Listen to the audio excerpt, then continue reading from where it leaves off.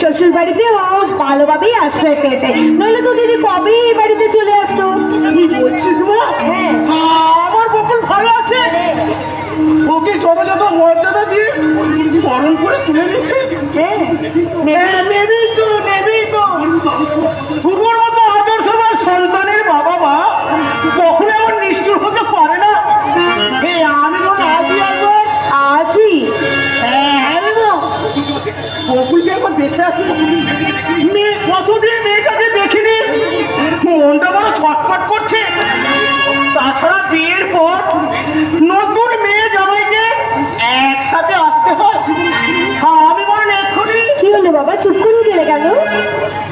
যাবার সময়, শ্বশুর বাড়ি যাবার সময় বকুলকে আমি কোনো কিছু দিতে পারিনি।